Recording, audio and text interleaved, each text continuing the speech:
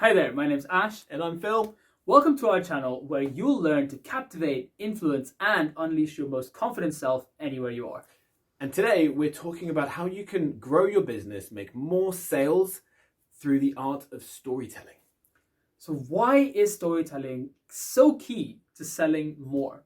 Well, there's the alternative of just going and telling people everything about just your product and what you have and your accolades. Imagine a normal car salesman who just tells you, oh, I have 15 years of experience. I have sold this many number of cars.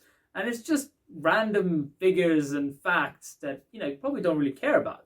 So instead of telling people just random things, it's better to entice them. You have to capture their interest, especially in this kind of competitive market where people see loads of ads every single day. They're desensitized.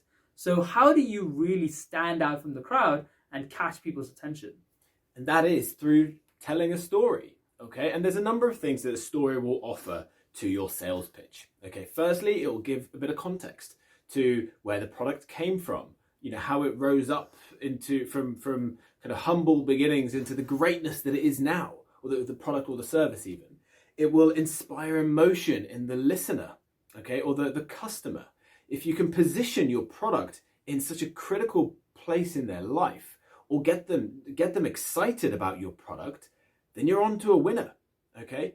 And you will do that if you can position this product, as I mentioned earlier, into a place in their life where it's critical, it's essential, they can't imagine life without your product or service.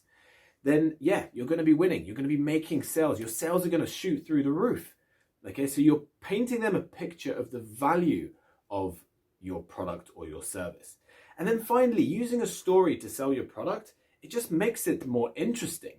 As I said, you don't want to be that car salesman who's just talking about his or her accolades and about the fact that the car is black and it's got, this fabric of seats and that or whatever. But what he could say is, think about how you're going to feel when you're rolling up to your house, or you're driving down your street and your neighbors are peering out the window. How are you going to feel when you're sitting in this beautiful black car, okay, with incredible leather interior, these speakers, all the other streets are going to know you're coming down the street as well, because the speakers are so crisp, so clear, and the bass is incredible. This salesman is putting this car, this is not selling the car as a product to you, he's selling an experience. Okay, so yeah, just keep those bits in mind. So it creates context, it inspires emotion in your customer, it paints a picture of value of the product, and it creates a more interesting sales pitch than just the kind of very physical, than just selling the physical product. And let's illustrate this through a little example. Okay, we'll bring this to life for you guys with our own little story that hopefully you will appreciate and understand why storytelling can be so important. Now imagine there is a dyslexic person who wants to become an author. Okay, you might think, well, how is that even possible? So of course, this person has a burning passion, burning desire to become an author. The problem is he's dyslexic.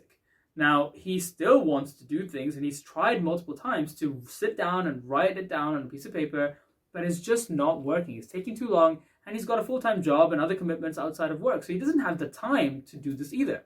After a long time, he figures out, well, I have a lot of inspirations that just come to me, so why don't I just take my phone and start recording voice memos of his story, of all the things that he's doing, of the book. So he starts doing that. He starts recording all of these things as and when the inspo comes to him. Now, after a period of time of doing that, he has a plethora or a collection of stories that he has just spoken. The problem is still there, though, that he can't put it into paper because he's still dyslexic. That hasn't gone away. And the time is still exactly constrained as it was in the past. So what does he do? He figures out that he can give it to a transcribing agent and gets his voice memo collection, sends it over, gets a transcription out of everything that he has spoken. Now he has a collection of words that are already written down.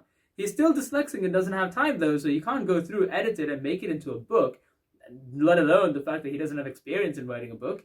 Now he figures out he can go to talk to an editor who can do that for him. So he goes to an editor, figures out that he can just tell the editor the vision for this book, give the editor the collection of words that are given to him by what he spoke, and the editor can then give him back a first draft.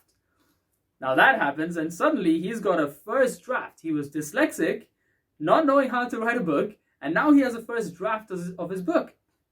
So he can go through it and figure out what changes he needs to make, connect with the right people to get his final book published. Now, the important thing here is also the fact that he could connect with the right people, because in business and all of these contexts, your network is going to be making the difference of whether you're going to go somewhere or not.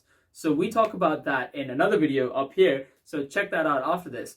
But let's go back to our story of the dyslexic man. So he was dyslexic, and now he's connected with everyone and got around to publishing his book, his first ever book, and it hits the New York Times bestseller for 5 years in a row. Can you imagine? The guy who was dyslexic, could never write a book, and didn't have time, could now publish a book that was the bestseller. And guess what? He is now offering to teach people how to write a book without actually writing the book, that he says you can go from an idea to published within 1 to 2 weeks. Now, who wants to buy that course? We're straight up there, right? So think about that. This person has just, that's a story that it is his story. He just told the story, and he's able to offer his product, which is the course that's going to get you to become an author in 1 to 2 weeks. It's a great way to do it. He could have just said, hey, I have a course that you can become an author in 1 to 2 weeks, but it wouldn't have been as impactful as if he had told the story. Exactly, guys. I mean, damn, listening to that, I want to go find that course. And We so, want to go write a book now. exactly, after that story, I bet you do want to go find find this course. So remember, sell more with a story, because it creates context for the listener or your customer. It inspires emotion. It gets you excited. You can visualize the value of that course, because the story has shown the journey, where the product has come from. You start feeling emotionally connected to the product, and it's just more interesting to listen to. So you're not going to run away. You're not going to click skip, okay? And it's going to make you stand out from the crowd. So remember, sell more with a story. So if you liked what we talked about today and you like this sort of content, make sure you subscribe down below and turn on the notification bell so you get reminded every time we put out a new video every week. Until next time, see ya.